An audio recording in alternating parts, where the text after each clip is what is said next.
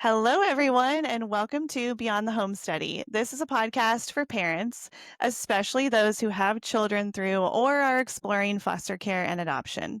We are here to help you navigate the world beyond paperwork and placement.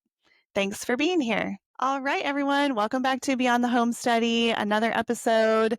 This time we are interviewing a new friend, Wilson Munsterman. Wilson, welcome to the podcast.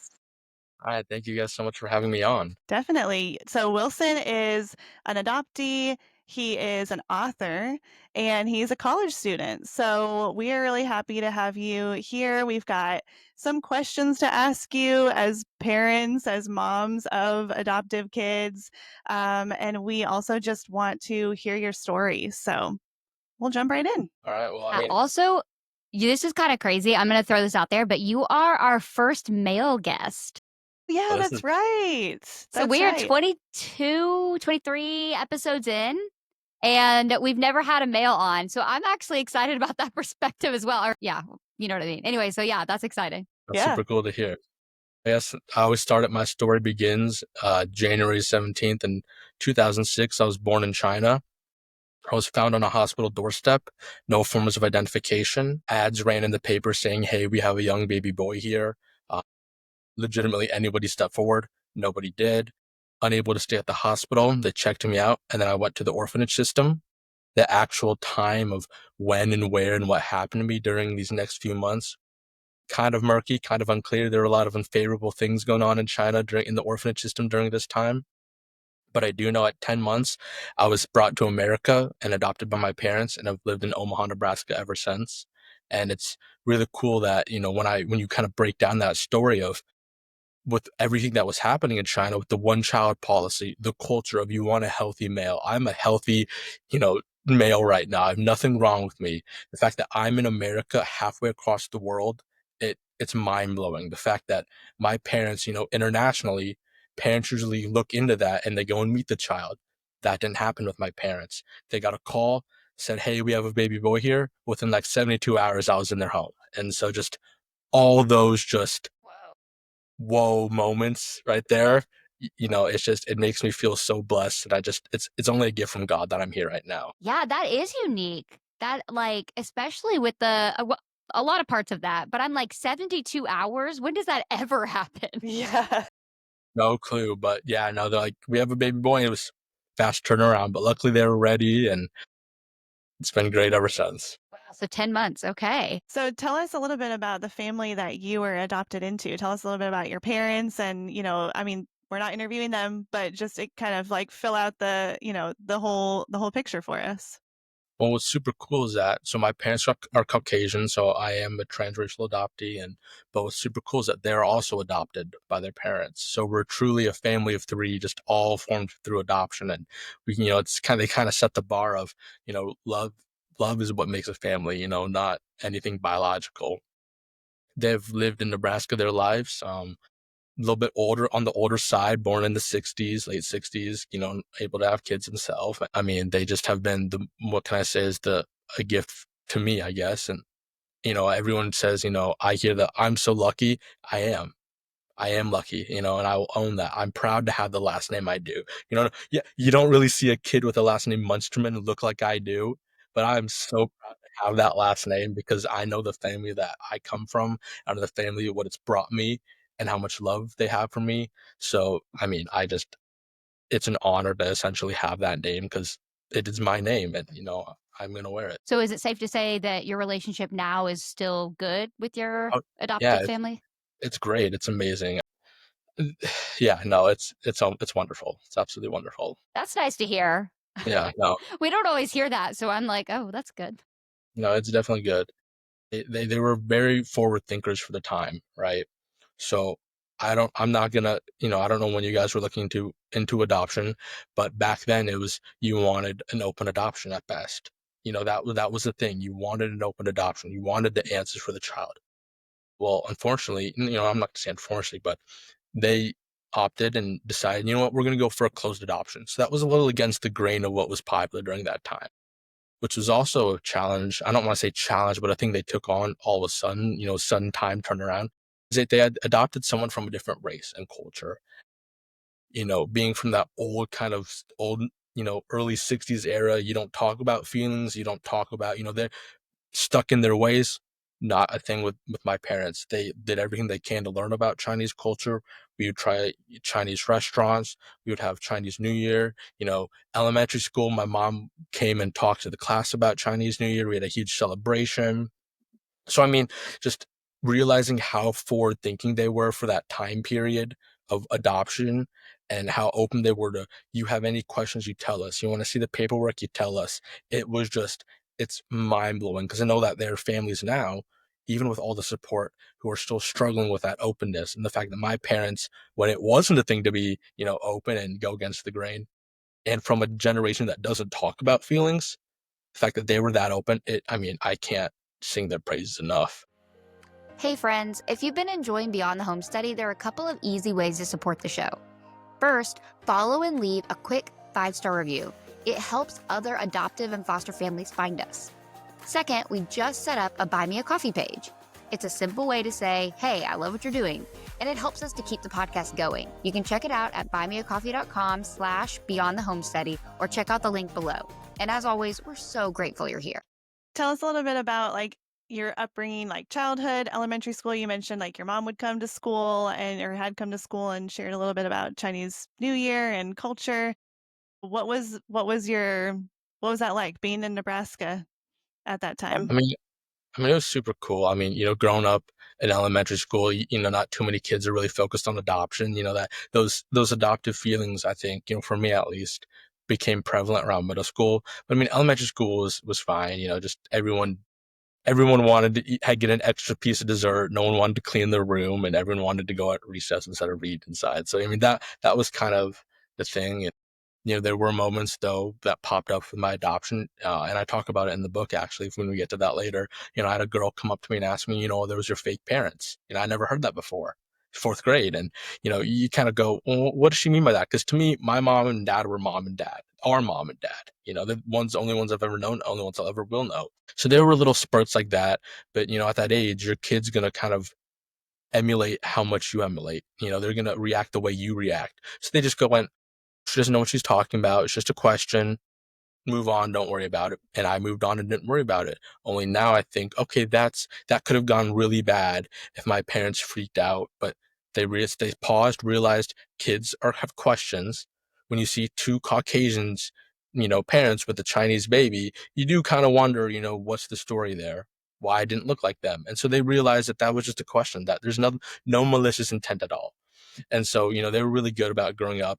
I would have, me and my dad would go out somewhere. We'd have someone go, is he adopted? Then shake my dad's hand and go, thank you. I always thought that was pretty weird. And I'm like, why are they shaking my dad's hand? Wasn't, and, just little things like that I wasn't able to grasp, but they were like, just move on. It's your kids are going to react the way you react at that age.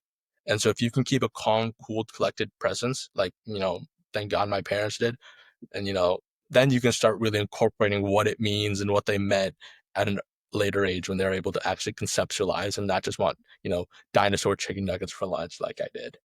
Yeah. I don't know a ton about Nebraska, but is the place where you lived, was it diverse at all? Did you have any diversity in your school? I mean, there was a little diversity. I would say there's a good like 30-40% people of color. I wasn't, that's something again why I never thought about that too much. It was more like I wasn't thinking, oh, my buddy Jake is, he's my colored buddy Jake versus my white buddy, whatever. It was just a group of guys all having friends. And, that's something where, that does get brought up. You're in a predominantly white neighborhood, predominantly white town. Does that affect you? Not one bit. I was raised, you don't look at the color of the skin, you look at the color of, their heart.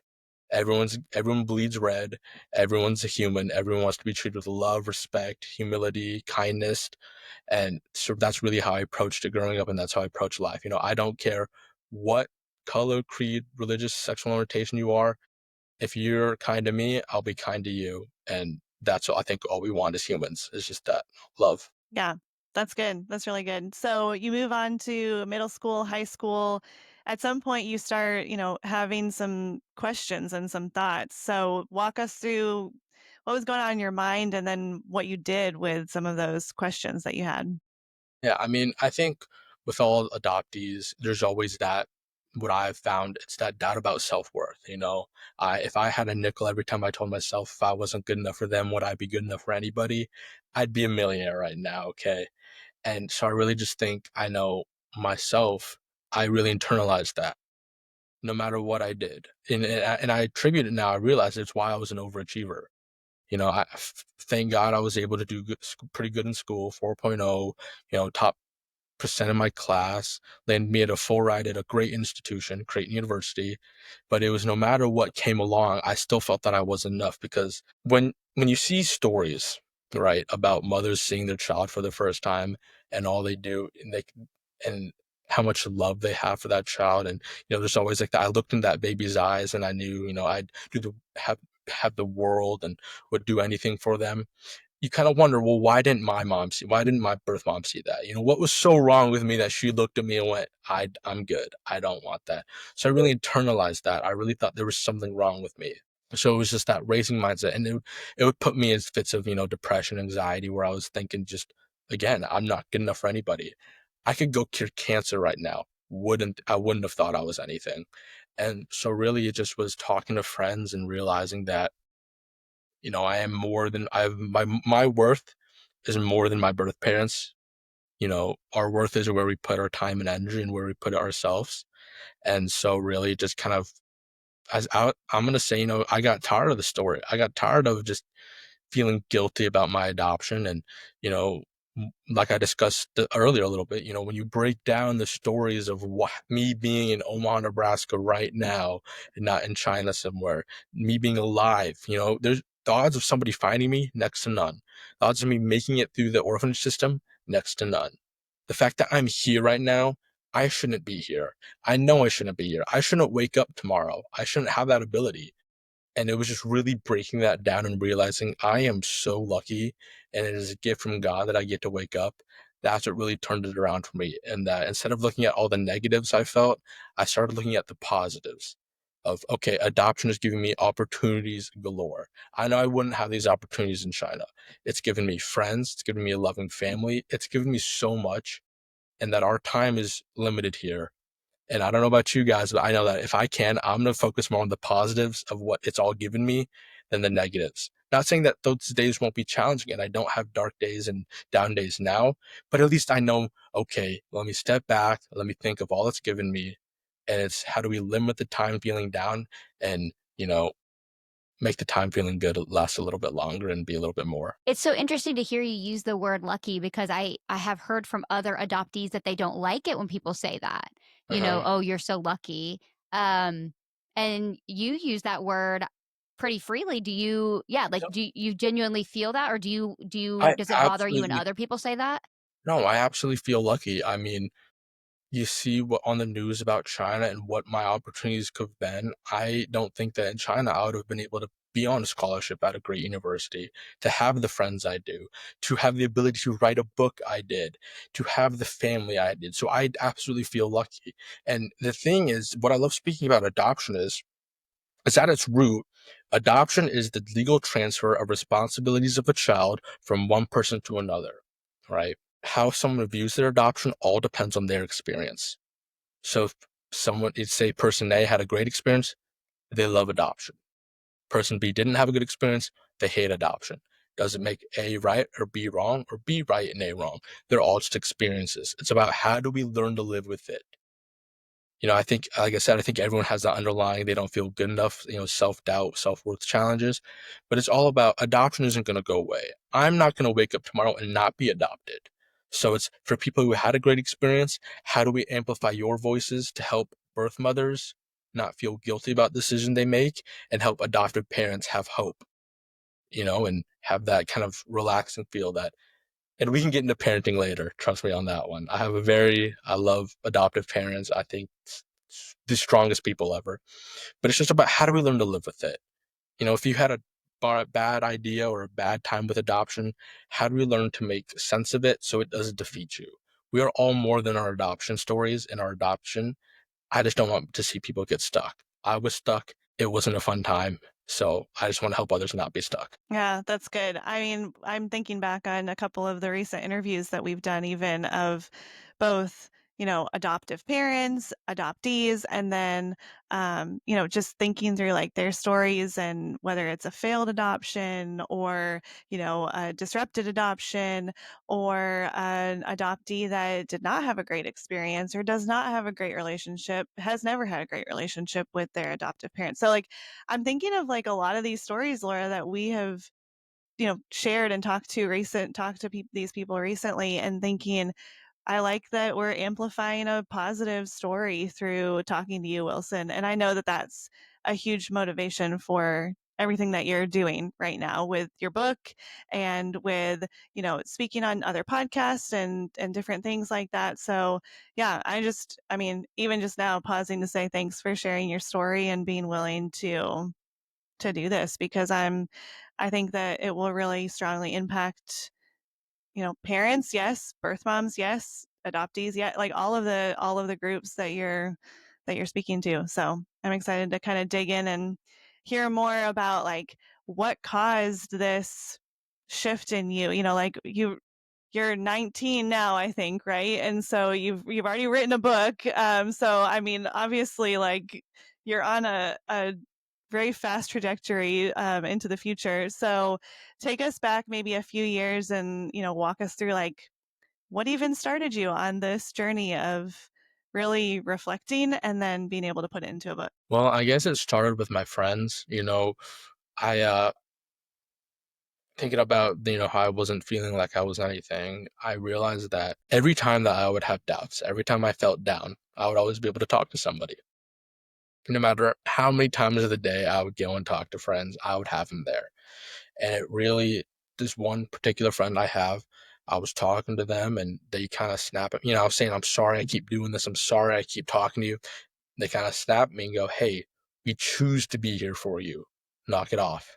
And it was those words that really stuck with me. I don't know too many people. I don't know about you two, but I'm not friends with people I don't like. I don't think people are friends with people they don't like, right? Yeah. It's the fact that my friend chose to be here for me and chose to be there for me through the hard times that I just found, so much faith in. And I said, you know what? It's not fair to me, but it's also really not fair to them. And it's the similarities of why people come together. It's the way they like this similarities alike, but it's the way they learn to love our differences for why they stay. And it's just the fact that I had those friends always there with me, and I realized that, if other people can maybe turn their mindset around instead of kind of looking at the negatives and looking at all that was taken, maybe let's look at what's been given.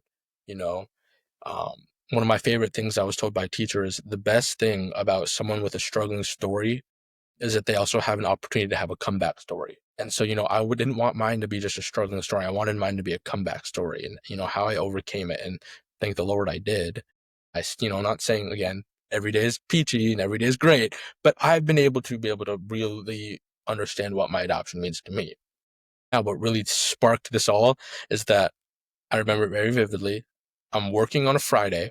I get a text from a mentor. Her name's Shannon Bingham. She goes, hey, would you like to testify for resolution at the Nebraska State Capitol? I was going into my senior year at this time. I didn't really know what that meant. I knew I would have to speak in front of, people in suits, but I didn't really know what that meant. And so that was a great process. And, fortunately, I don't think it went anywhere. There, after speaking and after testifying all the wishes and wants I had growing up and the wishes that my parents had, all the support, all those things, the senator came up to me and she goes, you said a lot of wishes and wants, and that's great, and I applaud you for it, but don't wait for the government to create change. Go out and do it yourself. And that really stuck with me. I said, you know what, she's right.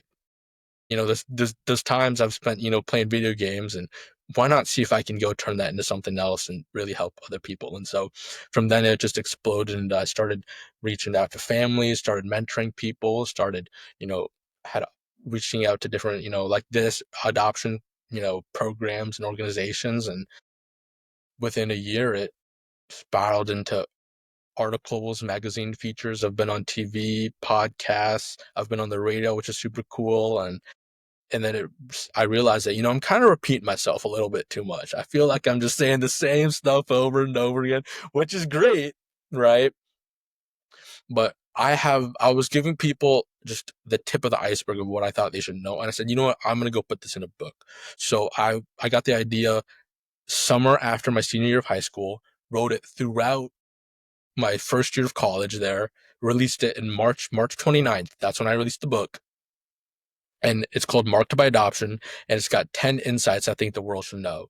And the thought process that went into this book was a little bit more deeper than it might seem. 10 to 15 pages per chapter. Our brains love quick. And plus, they love to feel accomplished. I don't know about you, but I'm not going to sit down and read a whole 30 page. I can't do it. I'm not doing that. But it's quick 2 hour read, and it's just got 10 insights. I don't talk about my story at all because I didn't want this book to be about me. I wanted it to be about adoption as a whole. I positioned myself very in the first prologue. I positioned myself and I say, I'm not an expert. You cannot be an adoption expert. You can be an expert in your story, but you cannot be an adoption expert because everyone's story is different and they've happened at different times.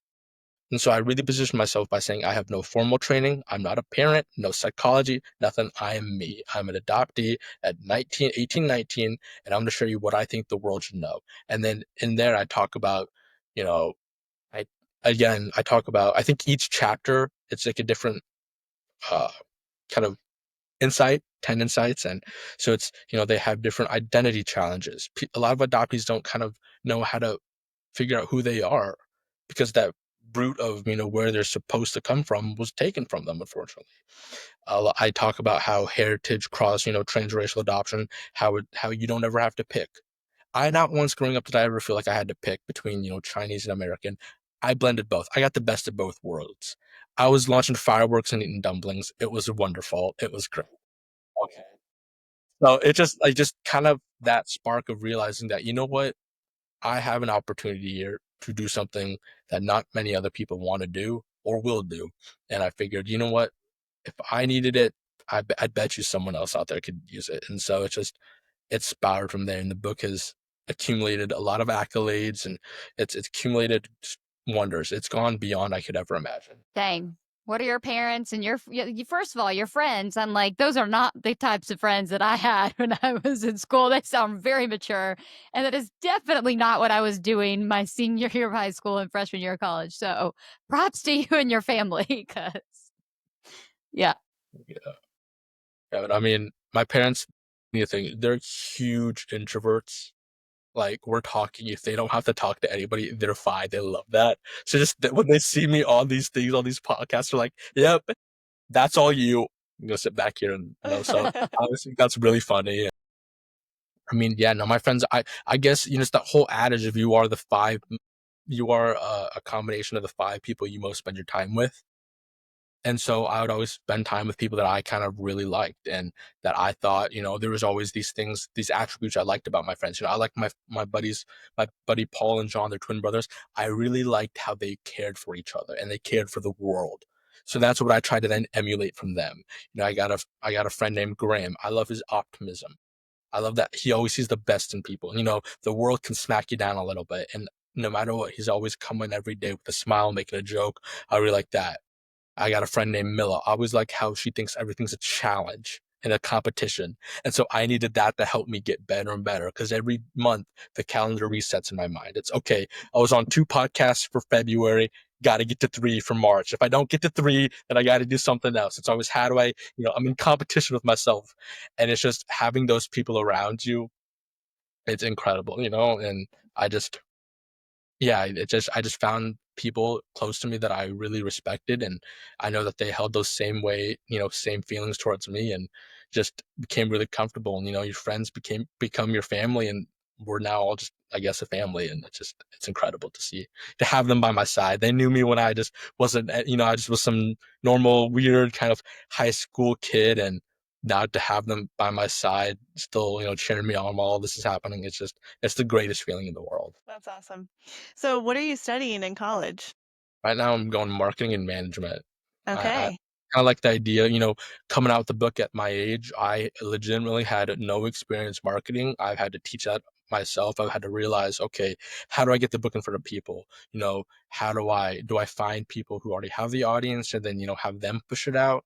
What can I do from my angle to get it out? Do I try and get reviews, highlight customer, testimonials? Just trying to figure all that out. And it's kind of, I guess, the accolades have spoken for themselves. And so I've been able to learn a few things, but I figured, let's get an actual degree in that.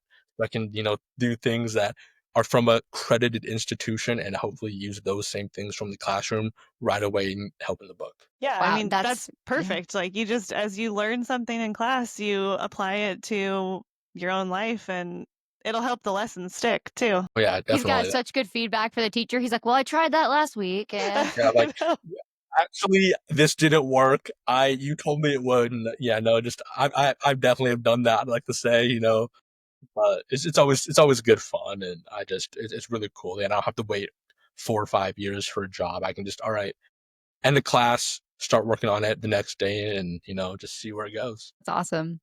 You mentioned even before we started recording and then earlier, just that you have a lot of takes on parenting, and we are a podcast for parents mostly. So tell me a couple of your highlights. Like, what are some things that you feel super passionate about and you want either future adoptive parents or parents that are already have adopted children to know? I mean, my message, I'll say something right now, and it'll be my PSA. My message right now to any child, adopted or not, it's this. Your parent is not perfect. They will make mistakes. Parenting is not easy. You as a kid, me right now as a kid, do not have it all figured out. There is so much to learn. And it's easy to cast stones and say, well, when I'm a parent, I'm going to do that. No, throw that all out of the window, because until you have your child in your home, you have no idea what's that like. What Amen. happens right now is on social media, all these perfect parenting, that's all for show. There is no such thing as a perfect parent who has not messed up. I know when I'm a parent, I'm going to mess up. It's about having grace for those mistakes. And I'm seeing a lot, there's a whole article. I think my generation is the biggest generation now that are cutting ties to their parents. To me, it's in some circumstances, yes, I totally understand that. But if you're going to cut off your parent just because they weren't perfect, I don't agree with that at all. Parenting is so dang hard. My dad's famous line to me, and he probably said it 100 times growing up, is there is no book on how to raise a child. You can look up parenting books, 1,000 will come up, but there is no book to how to raise your child. They are different. What works for Timmy might not work for Jimmy. What works for Jimmy might not work for, whoever. But parenting is not easy, and it's about having grace. It's the whole famous line of, I can't wait for you to have kids so you can understand what this is like. It's just all about that. And so that's my really you can tell I'm fired up. I'm passionate right now about this. We need to have grace for parents. Like, we are all human. The same way they're not a perfect parent, you're not a perfect kid. And it's just about holding love and understanding for everybody. And so I guess that's my really parenting thing right there, is that just have grace. They're not going to be perfect, but that's an insane line to hold, a standard to hold anybody to. The fact that they want to be there for you and, be there through the hard times. Yeah, they're supposed to be hard on you. That's their job. They're parents. And so I guess that's just kind of my 2 cents on that. And it's I have so much respect for parents and adoptive parents, especially because I know what the costs are. That, no one, I see a lot of adoptive parents kind of get villainized, if that makes sense, saying that they fell short in some areas. You have to also look at the time period. I'm thankful that my parents were such forward thinkers, but another kid who, was born, let's say, around my time and had parents the ages of mine might not have had the great cultural, indulgence and the cultural dive. That doesn't mean they're trying to act out of malicious intent. It's just something that they weren't raised with. They didn't know. So I think let's stop holding standards. What's right now wasn't right in the past. And what's going to be right in the future might not be what's right now. So let's think about what was common in the past. Let's look at intent to see if there really was malicious intent before we throw those stones.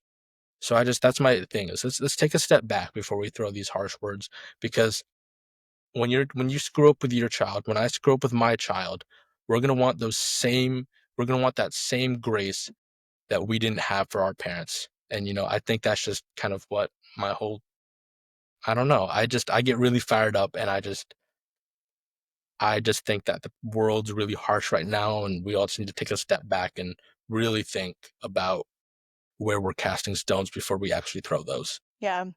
So, how do you apply some of that of like giving grace and, holding space and all of that for your birth parents? Like, what does that look like and what does that feel like for you as an adoptee? I mean, with my story, I won't ever know. There's legitimately 0% chance of me knowing, because the Yeah. paperwork from China could also be fake, but it's the story that I got, and it's the one I'm going to stick with. Um, I have a lot of respect for my birth mother and for my birth father, and it's the fact that I wasn't sculpted out of clay. Someone gave birth to my child, someone gave birth to me, and someone's going to give birth to, adopted children. And it's about as much love as we have for the adoptee and the parents, we also need to have for that birth mother. And the fact that, we all know what type of governments reign over in China, and the fact that they wanted to take the risk to have a hospital find me, I mean, that alone says all it needs to. And I'm just kind of just thankful for that sacrifice and the risk that they had. And, hopefully one day, when I'm hopefully maybe, hopefully at the pearly white gates, I can see and what happened. But until then, I'm just really grateful for that kind of sacrifice they made. And I know that I'm not going to let it go to waste. So that's what I'm trying to do, I guess, with my life. Yeah, I just couldn't help but think, like, as you're talking about, there's no perfect parent and giving grace, I just thought of even like the twins that we have adopted, just thinking about their birth mom and just hoping and praying that they'll be able to give her grace, just as I hope I give as I'm talking about her and like sharing what I do know about her with them. Um, yeah, just like trying to think through what that really looks like and feels like, because we've talked to birth moms on even on this podcast, and we've heard stories, and there's no one size fits all. There's no one reason for every single adoption, there just isn't. And so we have to extend a lot of grace there. Absolutely. It's like, I'll say this again, there's not a right way to have an adoption. People are going to fall short, and that's just kind of how life is. That's how we are as humans. We're not perfect, and it's just how do we approach every situation with a grace and understanding, because I know that the same way I wish someone would, approach me with that when I mess up, I want to go and approach somebody else with that. Yeah. So tell me a little bit about how you want to use, your current book, your current platform. Like what's your end goal here? Like where do you want to go with this? What do you want to do? Like what are your big dreams? That's the $1 million question right now, and I think your guess is as good as mine. I'm just kind of see where it takes me. Gonna really see how big I can really get this book. Also, as a full-time student.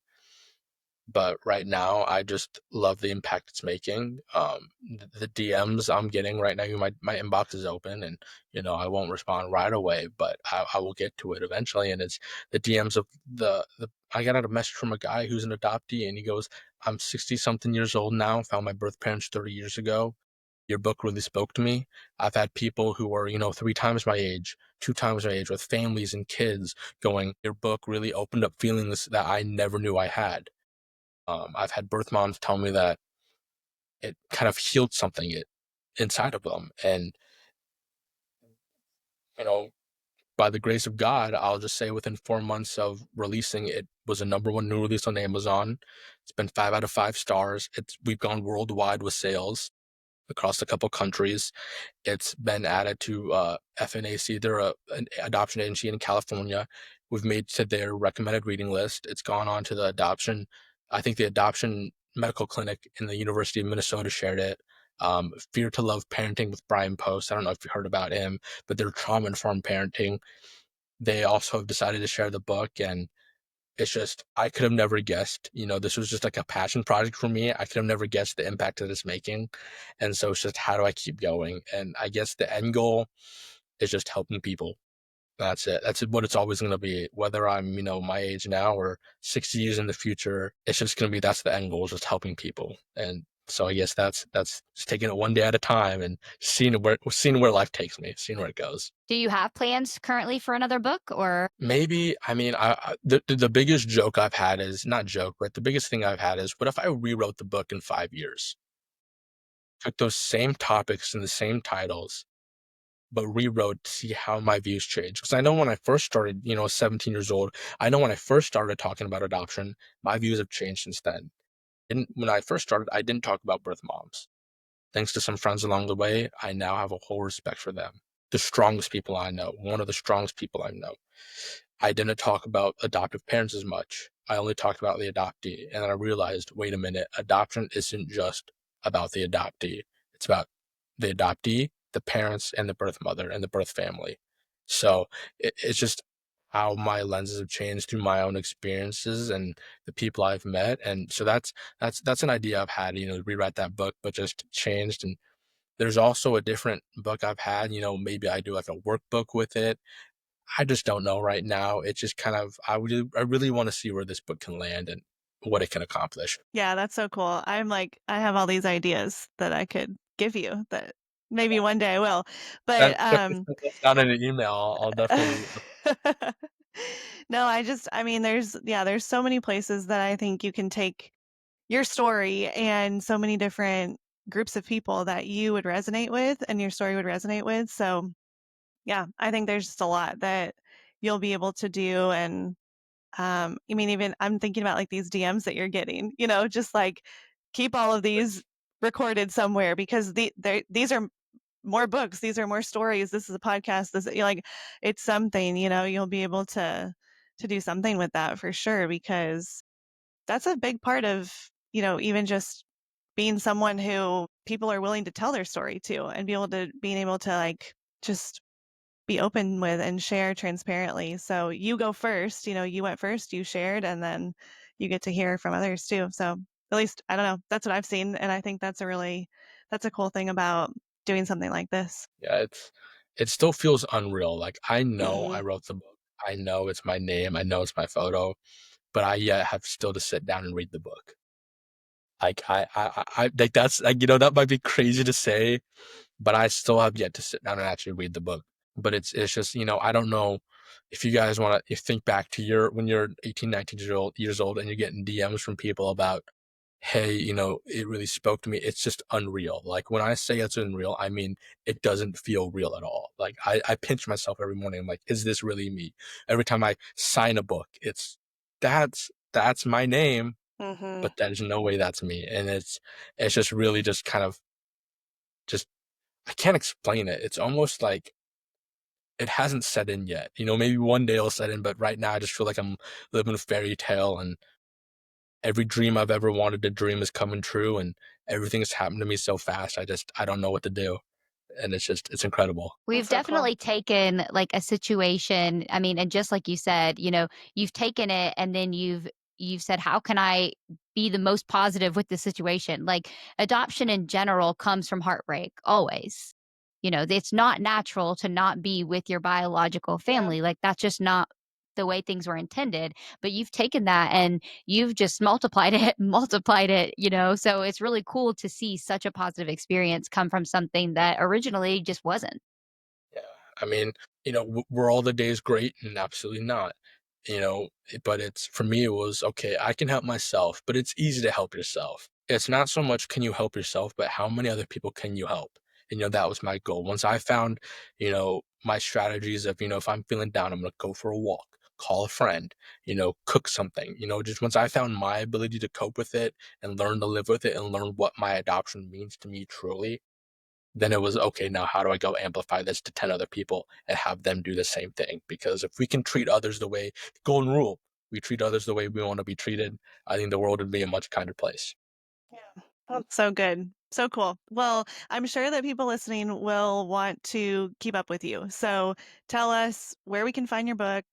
Tell everyone where they can follow you, send you DMs, all of that. Yeah, so the book's on Amazon. It's called Marked by Adoption, 10 Key Insights from an Adoptee's Perspective. We have the soft cover, $14.99, and the hardback cover for $24.99. My Instagram or Facebook, just look up Wilson Munsterman.